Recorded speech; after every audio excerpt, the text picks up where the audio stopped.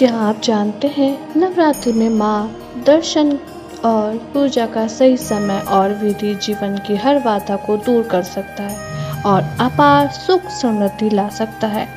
नवरात्रि 2025 आ रहे हैं। माँ का दरबार सज चुका है और भक्त तैयार हैं माँ की आराधना के लिए। आज की इस वीडियो में हम जानेंगे नवरात्रि की तिथि, शुभ मुहूर्त, पूजा विधि, नियम, माता की 9 रूपों और उनके भोग। जैसे पहले दिन माँ शैलपुत्री जिनका भोग घी होता है। स्वागत है आपका डिवाइन सनातन स्टोरीज में, जहाँ हर कथा में बसता है सनातन का अद्भुत ज्ञान और हर मंत्र में छिपी है दिव्यता की शक्ति। तो जुड़े रहिए हमारे साथ इस दिव्य यात्रा में। तो आज की यात्रा शुरू करते हैं और वीडियो को अंत तक जरूर देखें। हिंदू धर्म में शारदीय नवरात्रि का विशेष महत्व है। अश्विन मास के शुक्ल पक्ष की प्रतिपदा तिथि के साथ शारदीय नवरात्र आरंभ होते हैं। इस साल शारदीय नवरात्रि सितंबर माह की 22 तारीख से आरंभ हो रहे हैं। बार माँ दुर्गा हाथी में सवार होकर आ रही हैं, जो काफी शुभ संकेत माना जा रहा है। इस साल नवरात्रि पूरे 10 दिनों के पड़ने वाले हैं। हिंदू धर्म में प्रमुख पर्वों में से एक शारदीय नवरात्रि में माँ दुर्गा और उनकी 9 शक्तियों की उपासना करना बहुत शुभ माना जाता है। आइए जानते हैं कलश स्थापना का समय। हिंदू पंचांग के अनुसार अश्विन मास के शुक्ल पक्ष की प्रतिपदा तिथि 22 सितंबर को देर रात 1:23 पर आरंभ हो रही है, जो 23 सितंबर को देर रात 2:05 पर समाप्त हो जाएगी।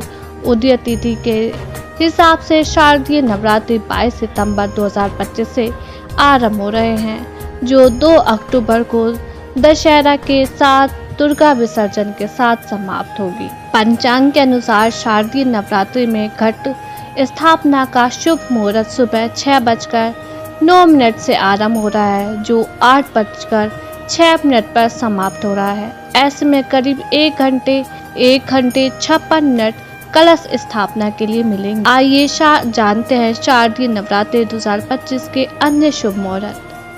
अभिजीत मुहूर्त 22 सितंबर को सुबह 11:49 से दोपहर 12:38 तक रहेगा। शुक्ल योग सुबह से लेकर शाम 7:58 तक रहेगा। ब्रह्म योग शाम 7:58 से आरंभ होकर 23 सितंबर को रात 8:22 तक रहेंगे। स्वार्थ सिद्धि योग 21 सितंबर को सुबह 9:32 से 22 सितंबर को सुबह 6:19 तक रहेगा। ब्रह्म मुहूर्त सुबह 4:43 से सुबह 5:31 तक रहेगा। आइए अब जानते हैं नवरात्रि की पूजा कैसे करते हैं।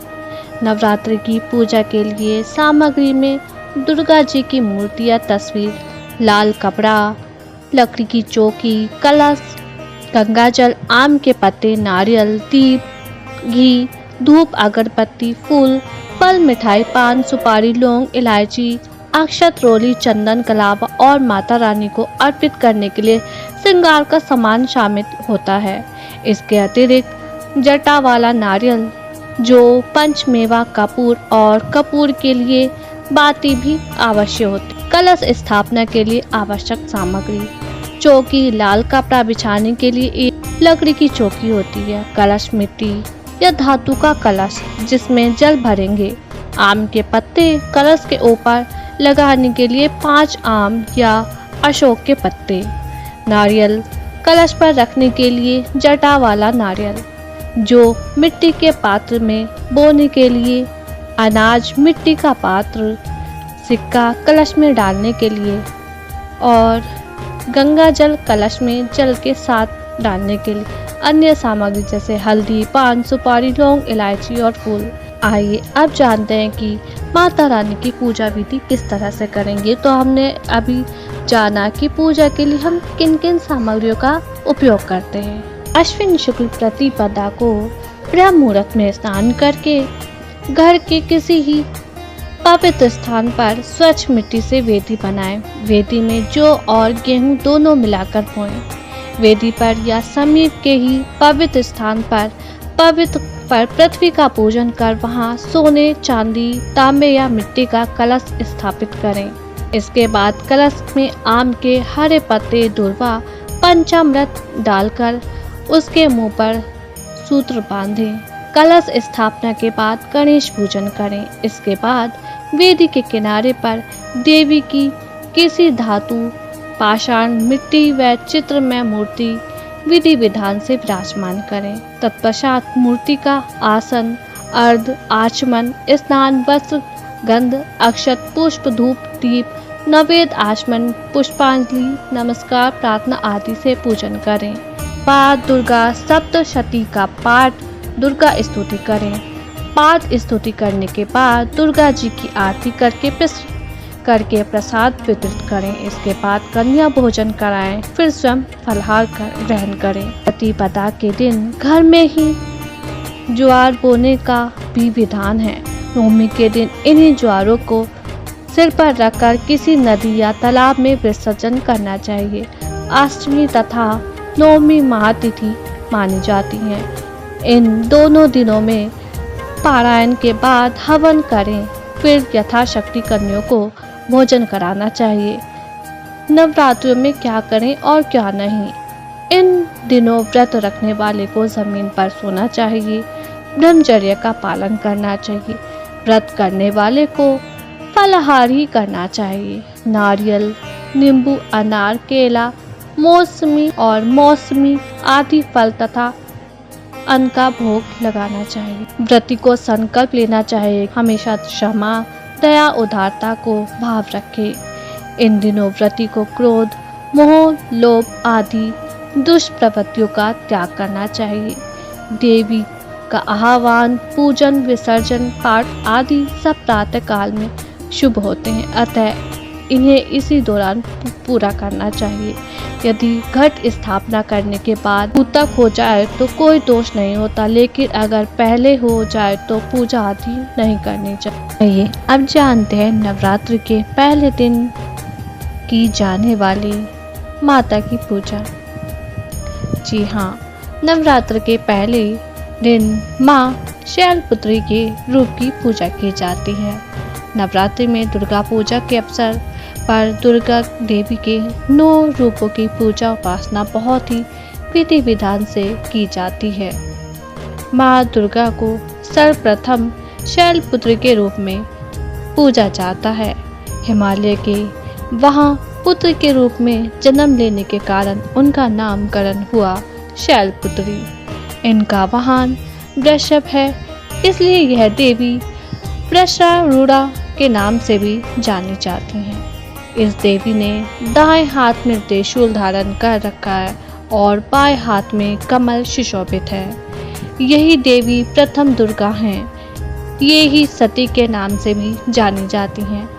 माँ शैलपुत्री का ध्यान और जप करने से मन को शांति और आत्मशक्ति की प्राप्ति होती है। नवरात्र के पहले दिन इस मंत्र से जप करना बहुत ही फलदायी माना गया है। या देवी सर्वभूतेषु शक्तिरूपेण संस्थिता नमस्तस्यै नमस्तस्यै नमस्तस्यै नमो नमः। माता शैलपुत्री की पूजा करने के समय सफेद रंग धारण करना चाहिए। ऐसे माना जाता है कि माँ को सफेद रंग बेहद पसंद है, इसलिए भक्त इस दिन सफेद कपड़े पहनते हैं, सफेद फूल चढ़ाते हैं और गाय के दूध से बनी खीर या बर्फी का भोग लगाते हैं। माँ शैलपुत्री की पूजा से मन की नकारात्मकता और अशुद्धियाँ दूर होती हैं। जो भी सच्चे दिल से पूजा करता है और सही विधि से भोग अर्पित करता है, उसे माँ की तरफ से सुख, शांति और समृद्धि का आशीर्वाद मिलता है। माता शैलपुत्री परम शक्ति का प्रथम रूप मानी जाती है। उनका नाम शैलपुत्री इसलिए पड़ा क्योंकि वह हिमालय पर्वत की पुत्री हैं और माता शैलपुत्री का वास्तविक नाम सती था, जो बाद में भगवान शिव के साथ विवाह के लिए प्रसिद्ध हुई। शास्त्रों के अनुसार सती ने माता के रूप में जन्म लिया और उन्होंने कठोर तपस्या की। उनका सौंदर्य और भक्ति दोनों ही अत्यंत दिव्य थे। जब माता शैलपुत्र की तपस्या पूर्ण हुई तो तब भगवान शिव ने उन्हें वरदान दिया था और उनका विवाह हुआ। यह विवाह न केवल प्रेम का प्रतीक था बल्कि शक्ति और धर्म के संयोग का भी प्रतीक था।